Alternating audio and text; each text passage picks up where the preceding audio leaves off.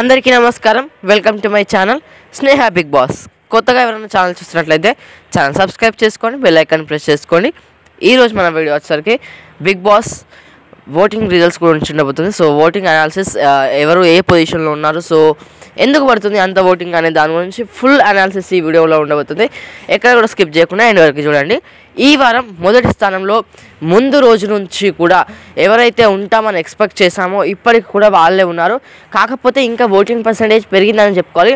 నిన్నటి వరకు కూడా 30 to 35% వరకు గెయిన్ చేయగలిగితే ఈరోజు కళ్యాణ్ పడాలో చూసుకుంటే 37% అని 6 ఓటింగ్ ఉంటే 40% ఆఫ్ ఓటింగ్, ఆల్మోస్ట్ సగం ఓటింగ్ కూడా మొత్తం కళ్యాణ్ పడాలకే పడుతుందంటే ఆలోచించుకోండి ఏ లెవెల్లో ఓటింగ్ వేస్తున్నారో. సో కళ్యాణ్ అయితే 37% ఆఫ్ ఓటింగ్తో ఫస్ట్ పొజిషన్లో ఉండడం జరిగింది. మీరు కళ్యాణ్కి ఓట్ వేస్తున్నారా లేదా అనేది కామెంట్ బాక్స్లో కామెంట్ చేయండి. అండ్ ఎందుకు ఓట్ వేస్తున్నారు కామెంట్ అంటే కళ్యాణ్కే ఓట్ వేయడానికి గల కారణం ఏంటి, గేమ్ నచ్చిందా లేకపోతే తను నచ్చాడా, తన పర్సనాలిటీ నచ్చిందా, ఏం నచ్చి తనకు ఓట్ వేస్తున్నారో కామెంట్ బాక్స్లో కామెంట్ చేయండి. ఇంకొకటి ఏంటి అంటే కళ్యాణ్కి ఇంకా ఫ్యామిలీ వీక్ రాలేదు. తన ఫ్యామిలీ రాకుండానే ఇంత ఓటింగ్ పడుతుందంటే ఎట్లాంటి గేమ్ లేకుండానే ఈ వీక్లో ఇంకా తన కంటెంట్ లేకుండానే ఇంత ఓటింగ్ పడుతుంది అంటే ఇక ముందు తన ఫ్యామిలీ వస్తే ఇంకా పెరిగే అవకాశాలు ఉన్నాయి. ఈ 37% కాస్త 40-45కి వెళ్ళే అవకాశాలు కూడా చాలా ఎక్కువగా ఉన్నాయి రేపు కానీ ఎల్లుండి కానీ.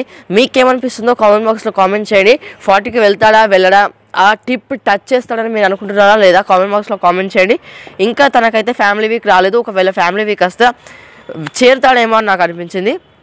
సెకండ్ పొజిషన్లో భరణి గారు ఉన్నారు విత్ 22% ఆఫ్ ఓటింగ్తో.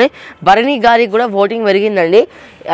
ఎట్లా పెరిగింది అంటే అందరికీ పెరిగింది అంటున్నావు అని అంటే కొంతమందికి తగ్గింది. సో లీస్ట్లో ఉన్న వాళ్ళు ఎవరు అనేది నేను లాస్ట్ చెప్తాను. బట్ ఇప్పుడైతే భరణి గారికి నేను 20% మాత్రమే ఉండేది. బట్ ఈరోజు చూసుకున్నట్టయితే 22%కి చేరింది. భరణి గారికి అండ్ కళ్యాణ్కి కొంచెం ఓటింగ్ పెరుగుతూ వస్తుందండి.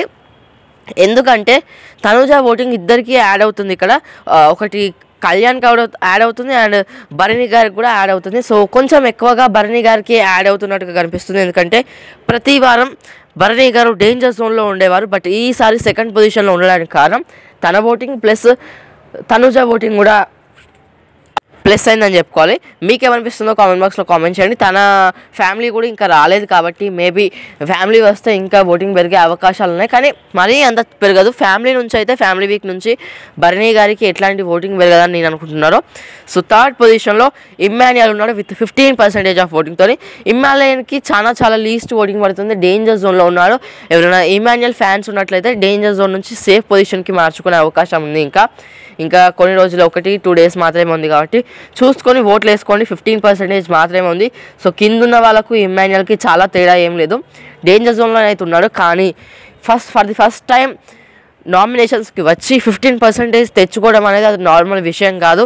మేబీ ఇమ్మాన్యుయల్ స్టార్టింగ్ నుంచి నామినేషన్స్కి వచ్చి ఉంటే ఒకవేళ కళ్యాణ్ తనుజాకు ఎంత ఓటింగ్ పడేదో అంతే ఓటింగ్ పడేది కావచ్చు. మేబీ తను నామినేషన్స్కి రాకపోవడం వల్ల తనకే మైనస్ అయ్యి డేంజర్ జోన్లో ఉన్నాడని నాకు అనిపించింది. ఇంకా తన ఫ్యామిలీ కూడా రాలేదు. టాప్లో ఉన్న 3 ఫ్యామిలీస్ రాలేదండి ఇంతవరకు. ఇంకా సో వాళ్ళ ఫ్యామిలీస్ ఒకే రోజు వస్తే మరి ఎవరికి పెరుగుతుందో నాకు అర్థం కావట్లేదు. కళ్యాణ్కి పెరిగే అవకాశాలున్నాయి, భరణి గారికి పెరిగే అవకాశాలున్నాయి, ఇమ్మాన్యుయల్కి కూడా పెరిగే అవకాశాలున్నాయి. లాస్ట్ రోజు వీళ్ళ 3 వేయడానికి కారణం కూడా ఇదే కావచ్చండి. అంటే వీళ్ళ ఫ్యామిలీస్ తర్వాత కొద్ది గ్యాప్లో ఎవరికి ఓటింగ్ పెరుగుతుంది అనేది కూడా తెలుసుకోవాలి కదా. ఎవరికి కనెక్ట్ అయిపోతున్నారు జనాలు, ఎట్లా కనెక్ట్ అవుతున్నారు అని బిగ్ బాస్ పల్స్ కూడా చెక్ చేయాలి. కాబట్టి అలా బిగ్ బాస్ టీం వాళ్ళు ఏమన్నా ట్రై చేస్తున్నారో అర్థం కావట్లేదు. అందుకనే వీళ్ళ 3 ఇంకా హోల్డ్ చేసినట్టుగా అనిపిస్తుంది. ఎందుకంటే సంజన గారికి హోల్డ్ చేయాల్సి ఉండేది అసలు నిజానికి చెప్పాలంటే. ఎందుకంటే తన ఫ్యామిలీ రాకుండా బిగ్ బాంగ్ పడింది కాబట్టి లాస్ట్ డే వరకు కూడా తనని లాక్కరావడానికి ఉండేది. బట్ తనని మిడిల్లోనే తనని ఫ్యామిలీ రప్పించేశారు. బట్ ఇంకా కళ్యాణ్ భరణి ఇమ్మాన్యుయల్కి మాత్రం టెలికాస్ట్ చేయలేదు కాబట్టి మేబీ వీళ్ళ ఓటింగ్ కోసమే చేయలేదని నాకు అనిపించింది. ఒకవేళ లాస్ట్ డే ఉంటే ఎవరికి ఓటింగ్ పడుతుందని. ఫోర్త్ పొజిషన్లో డేంజర్ జోన్ అండి. ఇప్పటికీ ఫుల్ డేంజర్ జోన్ అని చెప్పుకోవాలి. డెమాన్ పవన్ ఉన్నాడు విత్ 10% ఆఫ్ ఓటింగ్తో. డెమాన్ పవన్కి అయితే కొంచెం ఓటింగ్ బెటర్ అనే చెప్పుకోవాలి నిన్నటికంటే. నిన్న 9% నుంచి ఈరోజు 10%కి మారింది. సో అందరికీ పెరిగింది అంటున్నాం, మరి ఎవరికి తగ్గిందంటే కింద ఉన్న ఇద్దరికి తగ్గిందండి. ఇమ్మాన్యుయల్కి కూడా నిన్న 15%, ఈరోజు కూడా 15%. నిన్న ఇంకా కొంచెం 15 కంటే బెటర్ ఉండేది, 16% ఉండేది. బట్ ఈరోజు 15కి పడిపోయారు. 1% అయితే తగ్గింది డెఫినెట్లీ. బట్ అంత డ్రాస్టిక్ చేంజ్ అని అయితే చెప్పుకోను. డెమాన్ పవన్కి 9 to 10%కి పడింది. ఈరోజు ఇంకా మంచిగా పెరిగే అవకాశాలు ఉన్నాయి. ఎందుకంటే నిన్న తన మదర్ వచ్చి అందరికీ అంత బాగా మాట్లాడడం, అంత బాగా ఉండడం, ఎక్కువ మంది కనెక్ట్ అయ్యారని చెప్పుకోవాలి. సో అలా మేబీ డెమాన్ పవన్కి ఈరోజు ఇంకా ఓటింగ్ పెరిగే అవకాశాలు ఉన్నాయి, ఇంకా ముందుకు వెళ్ళే అవకాశాలు అయితే ఉన్నాయి. మేబీ ఇమ్మాన్యుయల్ని క్రాస్ చేయొచ్చు ఒకవేళ మంచి ఓటింగ్ పడితే. నెక్స్ట్ 5th పొజిషన్లో సంజన గారు ఉన్నారు విత్ 7% ఆఫ్ ఓటింగ్తో. ఈ వారం సంజన గారు వెళ్ళిపోయే ఛాన్సెస్ చాలా చాలా ఎక్కువగా ఉన్నాయి.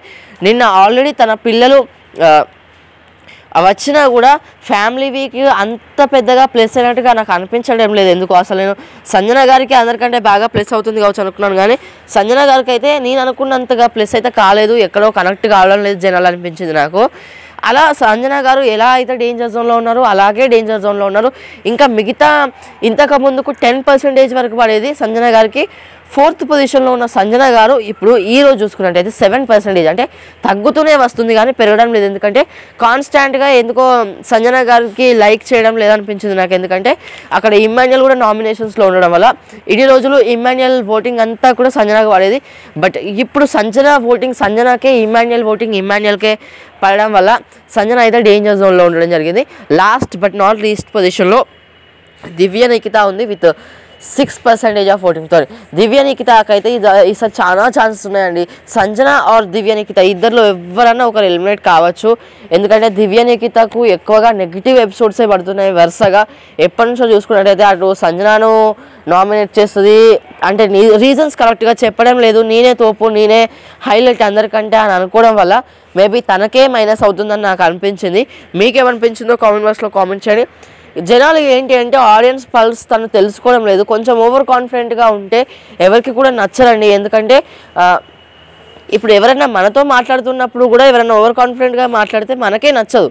అరే ఏంట్రా ఈ పిల్ల ఇలా మాట్లాడుతుంది, ఆమె గొప్ప ఆమె తోపు, మనం తోపు, మనం గ్రేట్ కాకపోవచ్చు కానీ మనం కూడా మనుషులమే, మనం కూడా ఎంతో కొంత ఆడుతున్నాం, ఆ వాల్యూ ఇవ్వాలనే చిన్న చిన్న లాజిక్స్ మర్చిపోయి వేస్ట్గా దివ్య నిఖిత 3rd వీక్లో ఉన్న దివ్య నిఖితకు ఇప్పుడు 11th వీక్లో ఉన్న దివ్య నిఖితకు అదే చేంజ్ వచ్చి డేంజర్ జోన్లో ఉండడం జరిగింది. సో మీకేమనిపిస్తుందో కామెంట్ బాక్స్లో కామెంట్ చేయండి. సంజన ఎలిమినేట్ కావాలా లేకుంటే దివ్య నిఖితనా, లేదు ఇద్దరు కాకుండా demon Pavan or Emmanuel eliminate కావాలని మీరు అనుకుంటారో కామెంట్ బాక్స్లో కామెంట్ చేయండి. Thank you for watching.